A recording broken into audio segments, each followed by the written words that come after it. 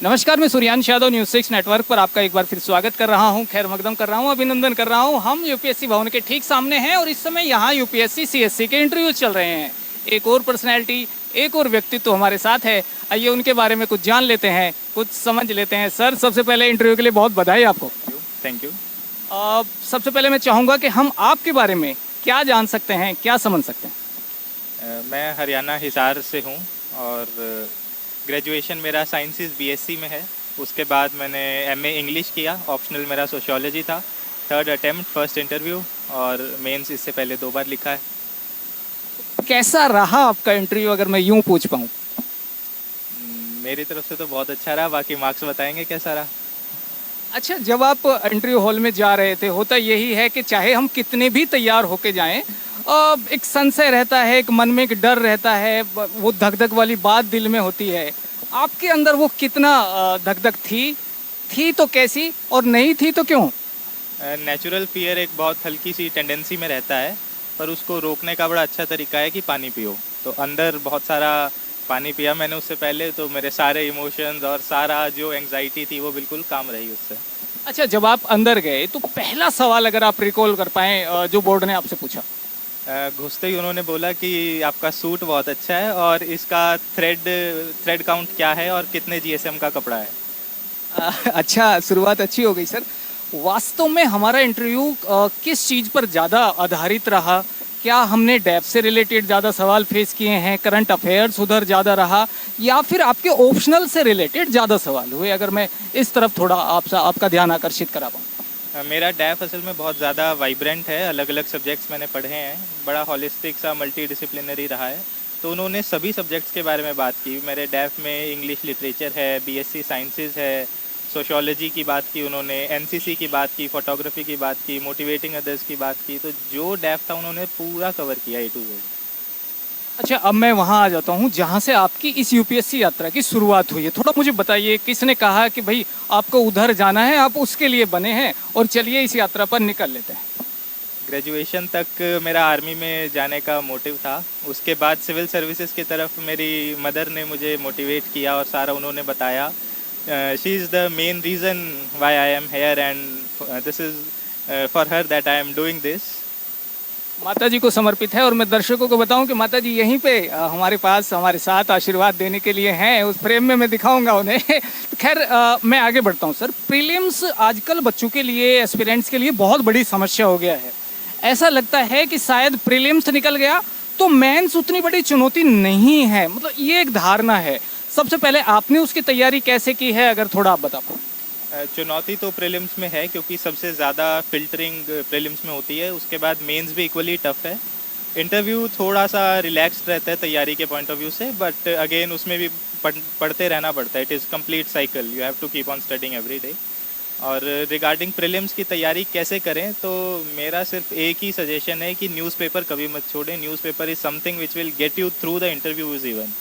So develop a habit of reading newspaper. Current affairs आप किसी भी मैगजीन के फॉलो करो, but the bottom line is always always do newspapers. अच्छा, कितना अटेम्प्ट किया इस बार आपने? जब मैं प्रीलिम्स की बात करता हूँ या सीसैट की बात करता हूँ, कितना ध्यान रखा कि भाई चलो सही होगा तो होगा, लेकिन गलत ना हो जाए?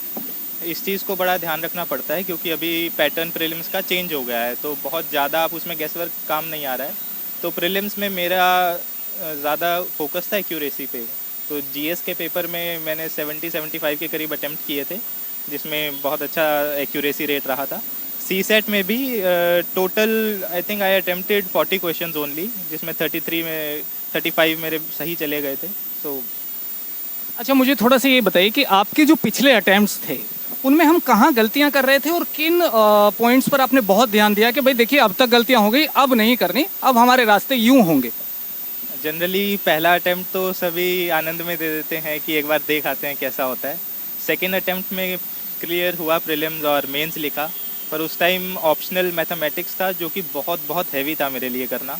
तो बाकी सभी सब्जेक्ट्स में बहुत अच्छे मार्क्स थे, मैथमेटिक्स में एवरेज मार्क्स थे, ज़्यादा अच्छे नहीं थे। उसके बाद फिर स्ट्रेटेजी दोबारा चेंज की, इस बार सोशियोलॉजी के साथ किया। और नाउ आई एम हेयर। बाकी लेट्स होप कि रिजल्ट अच्छा रहे।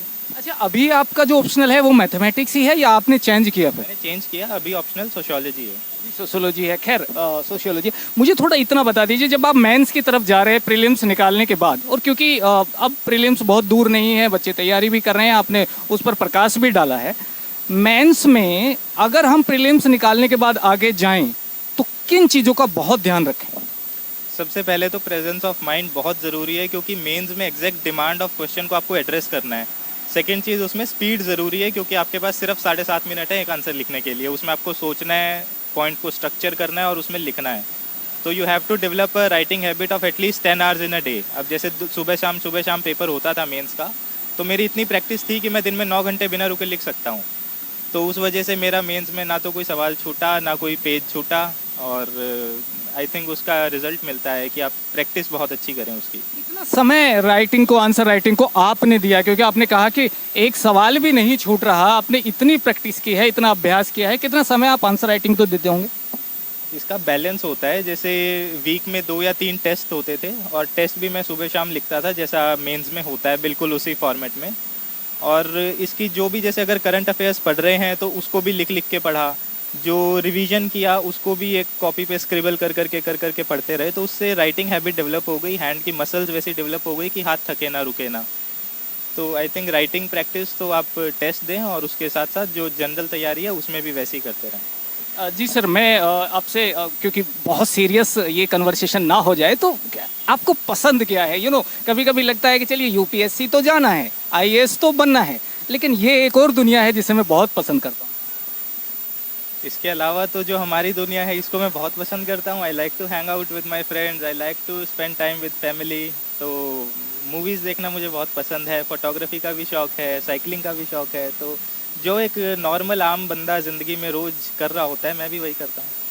आपने मूवीज़ की बात की, आजकल तो स्टूडेंट्स के लिए कुछ बड़े पर्दे पर अच्छे चेहरे और अच्छे फिल्में आई हैं। आप कोई एक दो रिकॉल करें कि भाई ये मुझे पसंद आई, वास्तव में एक विद्यार्थी जीवन को दर्शाती हुई फिल्म है। अभी 12th फेल आई थी विक्रांत मैसी की, तो वो विद्यार्थी जीवन के लिए बहुत अच्छी थी।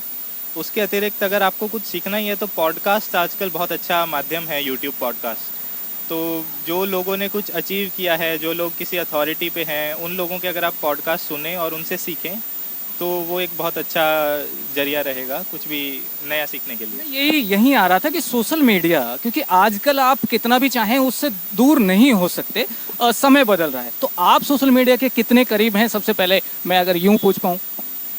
Social media is like a boon और बेन, मतलब दोनों तरफ है, वो दो धारी तलवार है। अगर आप उसको अच्छे से यूज़ करेंगे तो बहुत काम आएगा। जैसे मेरी मेजॉरिटी पढ़ाई मैं घर रह के पढ़ा हूँ, मैंने कोई कोचिंग सिंसियर रूप से नहीं ली है। टेस्ट राइटिंग के लिए टेस्ट सीरीज़ वगैरह दी थी, तो उनमें ऐसा ही रहता है कि आप यूट्यूब से पढ़िए, कंटेंट गैदर करिए, सीखिए उससे। और जहाँ तक एंटरटेनमेंट की बात है, फेसबुक, व्हाट्सएप, टेलीग्राम, इंस्टाग्राम, तो मॉडरेशन में यूज़ कर सकते हो आप उनको, मॉडरेशन में यूज़ कर सकते हो बस। और अच्छा सर, लास्ट में जो विद्यार्थी आने वाले समय में यूपीएससी की तरफ आ रहे होंगे, आप उन्हें बता दीजिए कि भैया अगर इस यात्रा पर आना है तो इतनी कमर कस के आनी पड़ेगी, ये पॉइंट ध्यान रखना है। इसी यात्रा में टाइम लगेगा, रास्ता बहुत लंबा है, और आपको कंटिन्यूसली अपडेटेड रहना है। करंट अफेयर्स डेली पढ़ने हैं, बहुत सारे स्टैटिक सब्जेक्ट्स हैं, तो एक बहुत ही हॉलिस्टिक नॉलेज डेवलपमेंट होती है। और इसके लिए अगर आप आ रहे हैं तो it should be a passion inside you कि आपको ये करना ही है। अगर आप मजबूरी में आ रहे हैं या किसी और को देख के आ रहे हैं तो इसमें लंबे टाइम तक सर्वाइव करना थोड़ा मुश्किल हो जाता है। बहुत अच्छा लगा सर आपसे बात करके, और हमारी उम्मीद है बहुत अच्छी रैंक आए, आप सिविल सर्विसेज का नेतृत्व करते नजर आए। बहुत धन्यवाद आपका।